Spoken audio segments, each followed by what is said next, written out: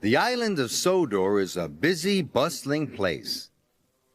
There is always lots for the engines to do.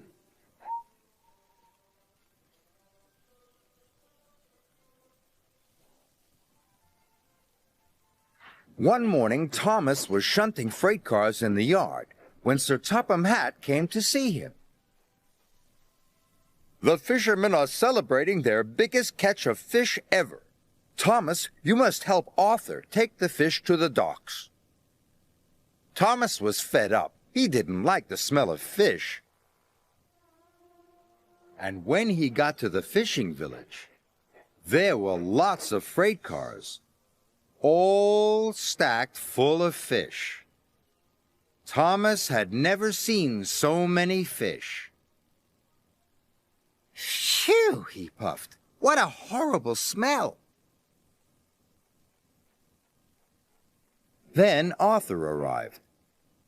Arthur warned Thomas that the route to Brendam Docks was bumpy.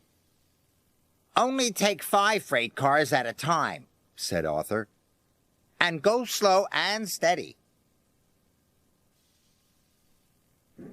Arthur carefully collected 5 freight cars. Then he puffed slowly out of the harbor yard. Thomas looked at all the freight cars full of fish. He didn't want to go slow and steady. He wanted to get his smelly job over with. So Thomas shunted all of the freight cars into a long line. And he puffed out of the village. The freight cars were heavy and smelly, but Thomas was pleased his job would soon be over. But then the troublesome trucks decided to have some fun. The trucks wiggled and they giggled. And they made Thomas's journey very bumpy, and some of the fish was shaken loose. "Yuck!" Thomas gasped. "I wish I'd taken fewer freight cars." Thomas puffed hard. He pushed the long line of freight cars up the hill. He started to puff down the other side. Thomas tried to go slowly, but the troublesome trucks wanted to go faster. "On, on, on!" they cheered. Thomas went faster and faster. "Cinders and ashes!" Thomas cried. Salty was at the bottom of the hill. He was waiting for a signal. He didn't know Thomas was coming down the hill. Thomas was out of control. Thomas braked as hard as he could. But the freight cars of fish were too heavy.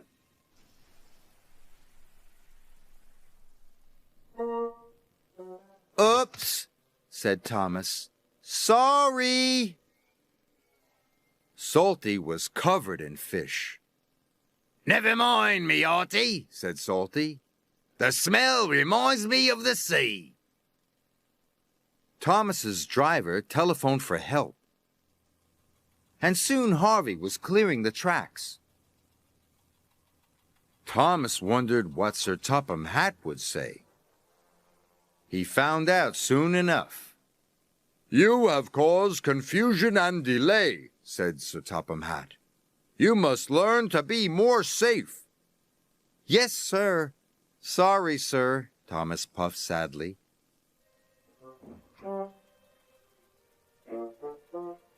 So this time, Thomas shunted only 5 freight cars together. He took a deep breath, and he chuffed away.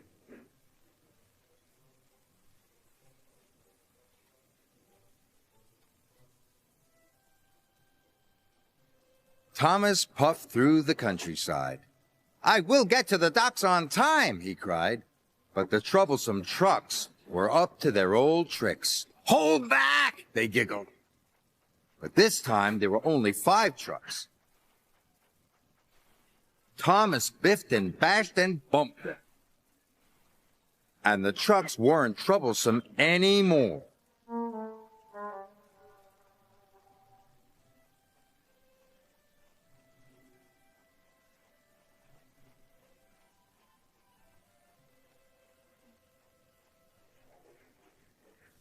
As soon as he delivered the first freight cars, Thomas went back to collect the next 5.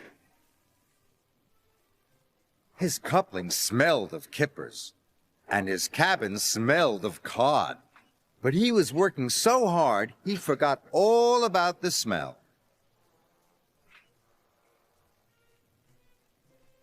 At last, he had just one more load to take.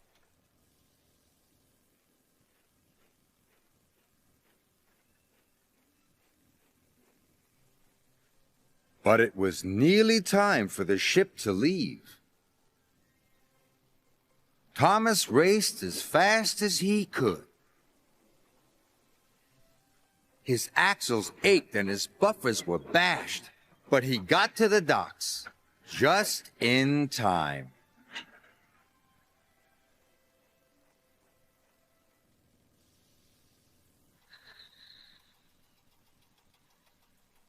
Thomas was very happy to say goodbye to the fish. Then Sir Topham Hatt came to see Thomas. "I know you don't like the smell of fish, but you have worked very hard," Sir Topham Hatt said. "You really are a useful engine." Thomas was proud. But he still had the smell of fish in his funnel, and he couldn't wait to be clean. So he puffed off to the washdown.